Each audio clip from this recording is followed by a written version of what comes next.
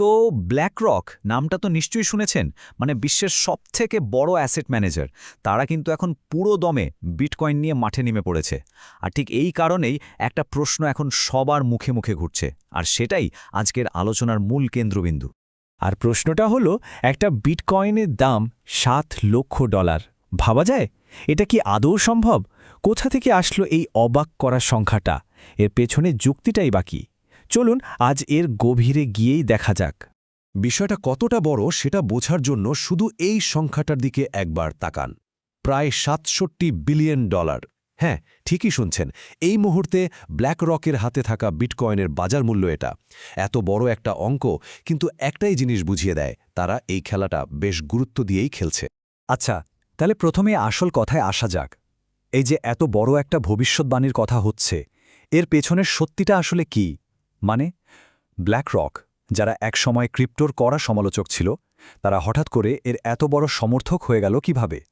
তো সংখ্যাটা দেখুন, প্রায় 7,71,000 বিটকয়েন। এর ফলে তারা এখন বিশ্বের অন্যতম বড় বিটকয়েন হোল্ডার। আর এখান থেকেই সবচেয়ে বড় প্রশ্নটা উঠে আসে, যে আর্থিক প্রতিষ্ঠানগুলো একসময় বিটকয়েনের নামই শুনতে পারত না, তারাই বা কেন এখন এর পেছনে এত উঠে পড়ে লেগেছে? আর এই পুরো গল্পের কেন্দ্রে কিন্তু একজনই আছেন, এমন একজন ব্যক্তি যার চিন্তা ভাবনার পরিবর্তনটাই এই প্রাতিষ্ঠানিক বদলের মূল কারণ। তিনি আর কেউ নন, ব্ল্যাকরকের সিইও ল্যারি ফিঙ্ক। ল্যারি ফিঙ্কের মতামতের এই বদলটা একবার দেখুন, মানে অবিশ্বাস্য।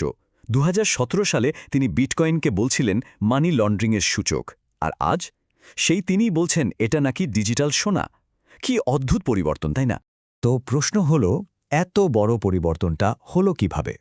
দেখুন, এটা কিন্তু একদিনে হয়নি। ল্যারি ফিঙ্ক নিজেই বলেছেন যে সময়ের সাথে বদলাতে হয়।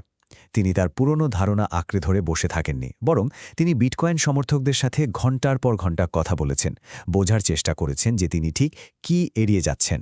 আর তার নিজের কথাতেই গ্রাহক আর পলিসি মেকারদের সাথে হাজারো আলোচনার পরেই তার দৃষ্টিভঙ্গিটা পুরোপুরি বদলে যায়।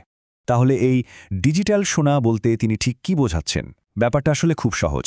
ভাবুন তো, যখনই বিশ্বে কোনো অর্থনৈতিক বা রাজনৈতিক অস্থিরতা তৈরি হয়, মানুষ কি করে? সোনার উপর ভরসা করে, তাই না? ফিঙ্কের নতুন ধারণাটা হলো, বিটকয়েন এখন ডিজিটাল দুনিয়ায় ঠিক সেই একই কাজ করছে। এটা একটা আন্তর্জাতিক সম্পদ, যা কোনো দেশের মুদ্রার দাম পড়ে গেলে বা রাজনৈতিক সমস্যায় পড়লে সুরক্ষা দিতে পারে। বেশ, এতক্ষণ তো আমরা কেনর উত্তর খুঁজলাম, মানে তাদের চিন্তাভাবনার বদলটা দেখলাম। এবার চলুন কিভাবের দিকে নজর দেওয়া যাক। ব্ল্যাকরক ঠিক কোন উপায়ে এত বড় একটা বিনিয়োগ সম্ভব করল? এর উত্তরটা হলো আইশেয়ার্স বিটকয়েন ট্রাস্ট, বা ছোট করে বললে আইব্যাট। এটা একটা স্পট বিটকয়েন ইটিএফ। এখন প্রশ্ন হলো, এই ইটিএফ জিনিসটা আবার কি?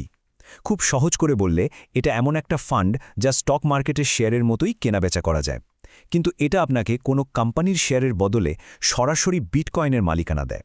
আর এই আইবিট ফান্ডটাই বড় বড় প্রতিষ্ঠানগুলোর জন্য বিটকয়েন মার্কেটে টাকা ঢালবার একটা নিরাপদ সেতুর মতো কাজ করছে। আর এটা কতটা সফল হয়েছে, এই চার্টটাই তার প্রমাণ। আইবিট শুধু লঞ্চই হয়নি, রীতিমতো ইতিহাস তৈরি করেছে। এটা ইতিহাসের অন্যতম সফল ইটিএফ লঞ্চ।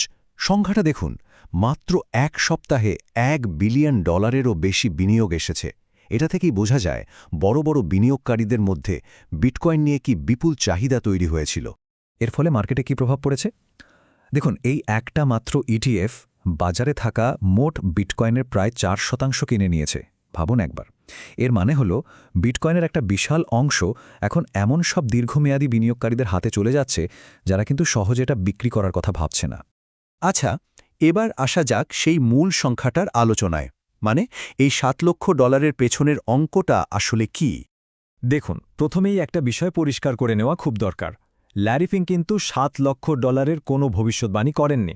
এটা কোনো প্রেডিকশন নয়, এটা হলো অঙ্ক, একটা হোয়াট ইফ পরিস্থিতি। মানে যদি এমন হয় তাহলে কি হবে, ব্যাপারটা অনেকটা সেরকম। আর এই অঙ্কটা বুঝতে গেলে সাধারণ খুচরো বিনিয়োগকারী আর এই বড় বড় প্রাতিষ্ঠানিক বিনিয়োগকারীদের মধ্যে পার্থক্যটা বুঝতে হবে।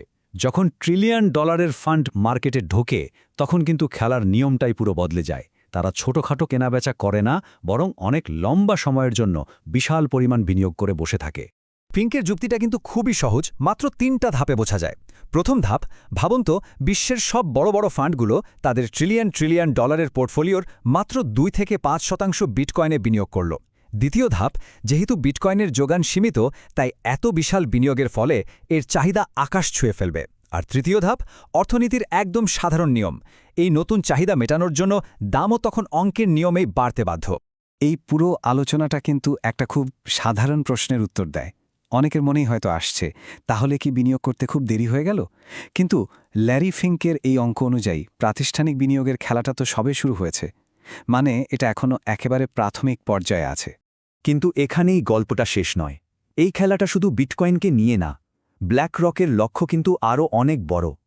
ল্যারি ফিঙ্কের আসল ভিশনটা হল টোকেনাইজেশন, মানে রিয়েল ওয়ার্ল্ড অ্যাসেট বা আমাদের চারপাশের সব বাস্তব সম্পত্তিকে টোকেনে পরিণত করা।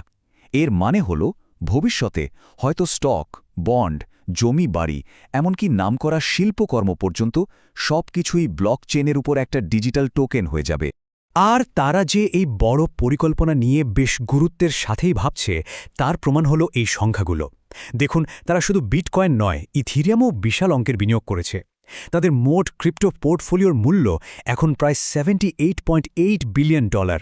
এটা পরিষ্কার বুঝিয়ে দেয় যে তাদের আগ্রহ শুধু একটা কয়েনে আটকে নেই, বরং তারা পুরো ডিজিটাল অ্যাসেট ইকোসিস্টেমটাকেই পাখির চোখ করেছে।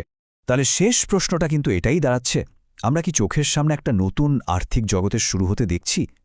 ব্ল্যাক রক আর ল্যারি ফিঙ্কের এই পদক্ষেপগুলো কি ভবিষ্যতের অর্থনীতির দিকেই ইঙ্গিত দিচ্ছে? এর উত্তরটা হয়তো সময়ই বলে দেবে, কিন্তু এটা নিয়ে ভাবার যে অনেক কিছু আছে তা নিয়ে কোনো সন্দেহ নেই।